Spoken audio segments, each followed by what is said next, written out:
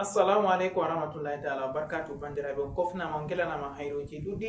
on moɗon betero abdoulkadir aboubacar ha nder ñalomare ndeɗo ñalomare asawere ñalomare asawe bo ñalomare latinde ñalomare barkantere nder bo nder lewru barkanteru mana lewru sumayrewru ramadan al karim allah jaɓanen ibadaji meɗen e kuuɗe meɗen nder lewru nduɗo albarka annabijo sallllahu alayhi wa sallam.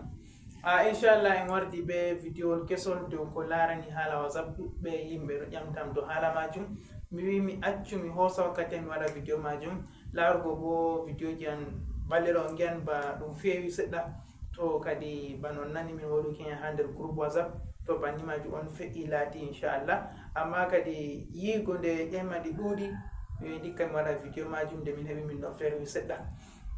Vidéo ko ɓe ƴamrata min vidéo ɗum ɗum wakkere ɗume ɓe ƴamata min heddi whatsapp wakkere masalan to a yerɓani goɗɗo vocal ko bo to a windan mo message ko bo to a yerɓani mo photo ko bo to a yerɓani mo audio ko bo to a yerɓani goɗɗo ɗum vidéo a yiya vidéo man hidde ko lara nda vidéo man wari amma hidde ko waro heɗito vidéo majum so tawa vidéo man o lara vidéo no tawa vidéo man timmi ko bo hidde ko heɗito audio no tawa audio man ngol dilli ko bo hidde ko waro lara photo no tawa photo man ngol dilli to kuje ɗiɗi on laatoto amma aran man ni acce hutinirgo be jeeɓi whatsapp kam tawa ɗo sawari goo ɗiɗi majum bo whatsapp ji ɗimmi watta misal do ton whatsapp ji ɗiɗi ndaɗi ɗo bana ɗo ha seran ɗo ndaɗi ɗo whatsapp business whatsapp be simple whatsapp ɗum whatsapp ji man ɗo on kanji on kutinirta kuje ɗiɗi laatoto ma goɗɗon o yerɓanima vidéo majum o wari o retiri vidéo no effacé on paami o wari o retiri vidéo no effacé ko bo audio no effacé ko bo ɗum photo no effacé o yerɓanima o wari o retiri o miccitake o maɗi o yerɓanima o hocci o itti ɗum to ko bo woli kuñel feere ɗon ɓeɗo activa 24 heures une semaine 7 jours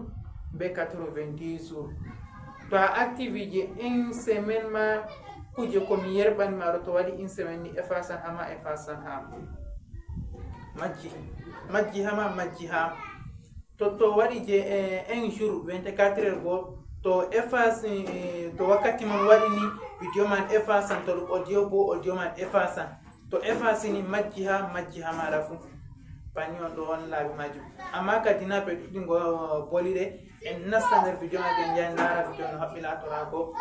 ɗo on wonte fa'ida majum ngam wiigo ha tindino ni non kam ɗum famatako se ɗum lara no ɗum hutinirbo ne ɗum hutinirte bo inchallah ɓe ɗo miɗo wi en assalamu aleykum warahmatullah mejiti abonné ha chaine meɗen je fasaha tv abonné ouseni partage ne bo sobiraɓe moɗon heɓa ɓe nafitoro be vidéo ji majum ɓe ɗo miɗo wi en assalamu aleykum warahmatullahi taala.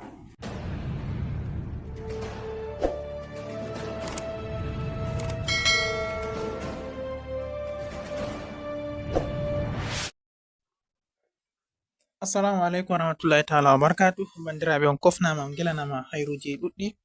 ɗum mimo moɗon biyeteɗo abdoulkadir aboubacar mo andiraɗum be fasaha tv. Inchallah en wardi be vidéo kesol dow ko larani haala whatsapp kadi bayani ko wolwete pat en timmini nder aran vidéo meɗen ko en kollata jottani no vidéo majum no haɓɓi latorako. A abona chaine meɗen je fasaha tv ta lati a abonayi useni to ta nasti a tefa whatsapp maɗa nda whatsapp meɗen bana ni to en nasti en gaddi whatsapp meɗen bana ni ɗo on whatsapp meɗen sai en wara en tefa nda on giyan toɓɓon taton ha dow ɗo to en ngari ha toɓɓon taton majum so on ngara on iya ha parametre je ɗo to on iya ha parametre sai waddanan on kujeji ɗuɗɗi bana ni so on wara on nasta ha kuje ɗo nda ha account hunde ɗo privacy mi anda kadi on kam on tokkani on ndara ha mi nasata on tan téléphone moɗon to latan be français nda haɗɗo on nasata a acca je premier ɗo a acca wara nasta je deuxiéme be alama fabruɗo to a nasti ha ton sai a jippo wala hajo be ko ɗume haɗɗo so on yiyan nda haɗɗo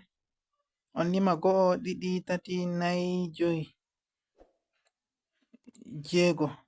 on ɗon warata on nasta to nasti ha jego man ɗo machallah ta wari a nasti haɗo majum a yi'an nda 24 nda 7 jours 90 jours off mana 24 hours 7 day and 90 day and off to on yi'an jam ɗon ha dow je off to haɗɗo bayani man timmata ta yerɓani masalan min mi hosi mi wari mi activity nda dow je ngel ɗo 24 ɗo to kala vocal mi yerɓanima kala audio mi yerɓanima kala video mi yerɓanima kala photo mi yerɓanima fu to a heɗiti ma falillahi alhamdu a heɗiti to a heɗitai bo to ler man ciki wakkati bana jotta en ɗo mari 9h06 je jango to waɗi on tawan audio majum ngol dilli ha moɗon ko on keɗiti ko on keɗitai ngol dilli on tawata ko ɗume to on keɗiti bo ɗo kam sui kadi na ko ngol dilli bo wala aibe to on waɗa 7 jours hatton bo to nyalɗe jeɗiɗi cikini audio man ngol dillata ɗo nafan ma ha hewugo telefon moɗon fotai hewa ma nden wakere wasa ko marata ɓilla to on ɗo waɗa ɗo man ɗo to a wari a active ha je 90 jours ɗo bo yake to nyalɗe 90 waɗi kala ko mi yerɓanno ma pat dillan ha telefon mara wala ko luttata ta wari a active do je off je ɗo je ɗon nyifi je ɗo bo kala ko mi yerɓanima pat wala ko dillata sai ko a efasi malla bo sai ko min mi efasi ɗo on lawol majum kadi Allah waɗi en paami to ɗiɗawol majum bo masalan mi yerɓana goɗɗo ba vocal nda bani mo rokaɗo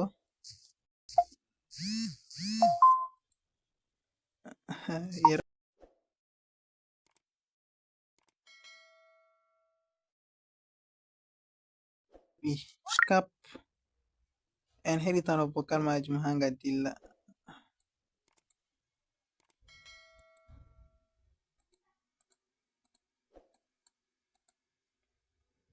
to en ɗo reni vocal man ni mi maɓɓiti connection am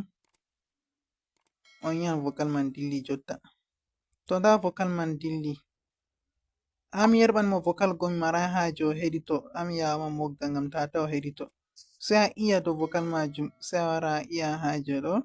sai a wara delete everyone amma na a wogga partout hamaɓe hamako pat ta woggi ni woggi hamaɓe hamako pat woɓɓe fere ɗo wi'a wai ɗum ɗo dama ɓe masalan a hosi a itti vocal a yerɓaniyam to nden mi wari a efasi vocal man wari mi tawi a efasi hollete bana ni bana ɗo mi efasi ɗo sai o wi'a waina ɗum ɗo dama mo ɗume waɗi wai o yerɓani mo vocal nden o efasi to an bandirawo sobajo ɗume haje maɗa ɗum damire ɗume ɗum damirte o yerɓani ma tema ɗum sirri goɗɗo on o yiɗi o yerɓana no audio so waɗi error o yerɓani maɗa nden o efasi a wi ɗum dami maɗa ɗume ɗum damirte mi yahi hunde damuwa haɗɗo ko bo ɗum photo o hosi o yerɓani ma o wari o miccitake photo o waɗai o efasi ngol kanjum bo a wi dami ma ta ɗum photo ko yiɗi no yerɓane fere nden o wari photo to yerɓani ma be goɗɗo fere ɗum o marai haje a lara ɗum sirriwa ngonga o efasi a wi ɗum dami maɗa ɗimejum je damuwa hatton to en gatano ɗo man ɗo hakkilo kadi yo to on giɗi ɗo man bo min ɗo mari application je huwanta on haɗo an kala je larugo kala ko goɗɗo efasi put kala ko goɗɗo efasi fu application man hollan on ni kadi min ɗo mari application man amma kadi sai mo wolwane min hedi privé to on kofnam on gelanama hayru jirɗi ɗo on rangare video majum Allah waɗi on paami Allah waɗi on jaɓi on kutinori nden bo min ɗo hokka on sawari hutinirgo be je WhatsApp ndaye to assalamu alaikum